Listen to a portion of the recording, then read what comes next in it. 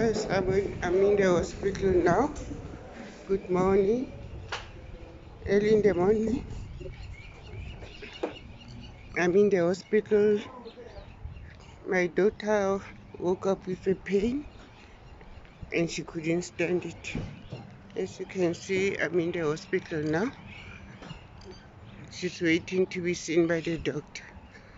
We'll see what's going on.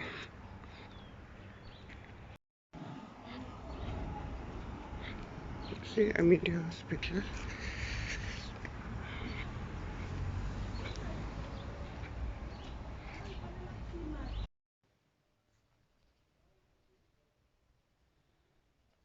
Okay, fast forward. I'm back home. What happened in the hospital is that we went to the hospital. I took my daughter to emergency room, and then I came back. I took the car to the parking, and then I came back. Vital signs were done, and then was sent to the doctor's area. We sat there for about 1.5 hours or 2 hours. There were no doctors because she had pain down here by the Zifi area, and she was crying. But when I took her to the hospital, we sat for about 2 hours. There was no doctor. There were so many patients that came before her, also waiting. Some of them I saw they were also distressed like she was. And then we waited and waited again. But I see her, she was no more in distress. She was sitting still now. Then I went to her and asked, do you still have that pain, intense pain? And she said, no, not so much. I said, I can see you don't move like before. And there's no doctor, and this is emergency. Well, how about if we go back home? And then at about 9 o'clock, we're going to see a private practitioner. And then she said, it's okay because I don't see me going in anytime soon now. So he left. We came back home. I made oats for her. And then she ate. I thought of giving her Maybelline, but at the same time I said no. I can't give her Maybelline because it's very strong. What if she's pregnant? And then came 8:30, we went to Dr. Bobat, and when they opened, she was the first patient. So she was seen by the doctor and given medication and 3 days leave. But when we left the hospital, at the exit gate, the security asked us, oh, you finished? And then we said, me talking too much.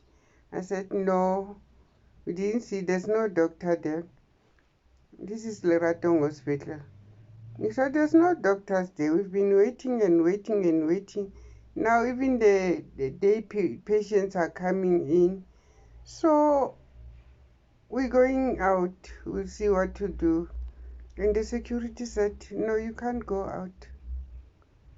Where is your file? I said, I took it to the bin where they put the finished file. He said, no, you have to take out that file and the doctor must sign it that you didn't get treatment and you're going out.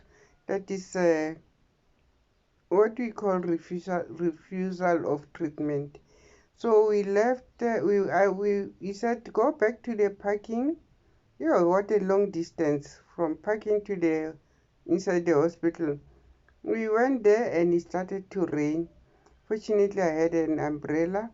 I took the umbrella. I went to I see one security at the parking. I said, the security at the gate said, I must get out the file. And the file is in the bin already. He said, no, don't worry. I'll phone the security at the emergency.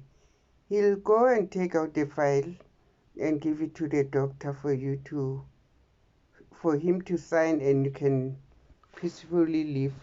So I took the umbrella. I went there. After this security told me, so I went straight, and he also used a intercom to call the security. What do you call? Not intercom. This whatever. So I went there. The security was waiting for me, and together with the security, we went up front, and then he took out the file and came with me to the doctor in emergency. And the emergency doctor said, no, Mama, you cannot sign for your daughter. Your daughter is 31 years. I said, okay, let me go and fetch my daughter. So I went and fetched my daughter, and the doctor signed.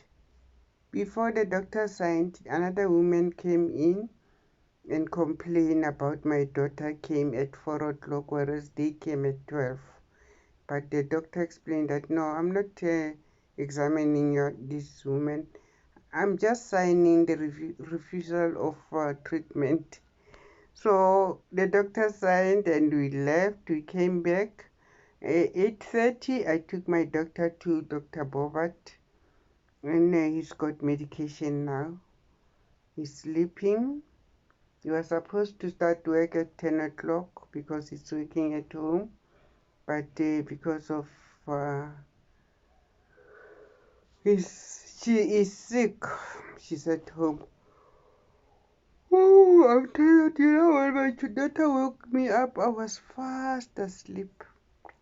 Now, I'm resting at least 15 minutes. I must go and fetch my granddaughter, my 4 months old granddaughter, and continue taking care of her. All right, thank you. That was all what happened at the hospital. It's so sad. I worked in Baragwanath. They call it Chris Hani Baragwanath as a radiographer, diagnostic radiographer.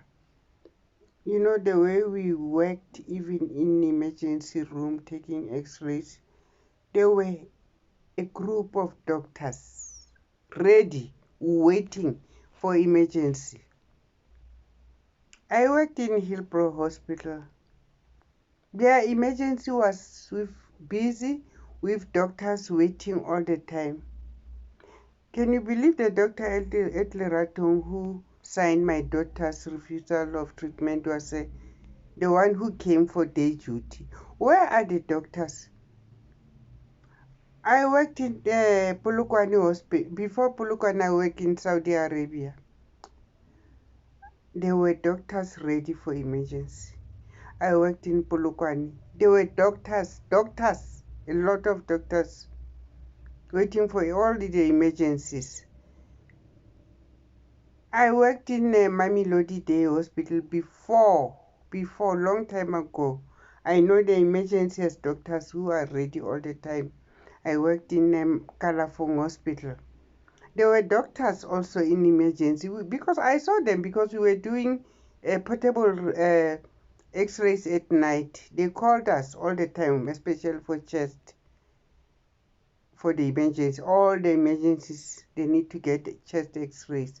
I worked there. There were doctors ready for all the emergencies. But what is happening in Ratong, and it's not the first time I saw this. You wait, and the doctor comes after a long time. Oh, doesn't come. The patient will wait till this morning. You know, people are complaining in Facebook, especially Baagi wa Mogale, what is happening in Leratong. They are not lying. It's true. They are not lying. Patients with emergency wait and wait and wait. I don't know Why things are so relaxed in Lerato? Hmm? To make matters worse, even the other clinics, I mean, I had this. I went to Lerato 3 times, getting different doctors. This one will tell this, I'll take you to Baragwanath. When you go again, no, go and take an X-ray, come back with your X-ray so that I can be able to book you in Baragwanath. When you go, you get another doctor. This one will tell you, no, this one, I will send you to another clinic. They will remove it. It's so easy. No, I'm no more going to Baragwanath. No, this is easy. They sent you to another doctor. That doctor tells you, a patient, why did you come here? We don't deal with this here. Anyway, come back after 6 months. I said, come back where? Because you said you don't deal with this. Why should I come back? It must keep on growing. And then I left the hospital. I never went back. So I live with this thing. It's a ganglion. I live with it. Here. I don't have money for private. But I live with it because Leratong Hospital couldn't help me. Sometimes when I sleep, when I wake up, it's so painful.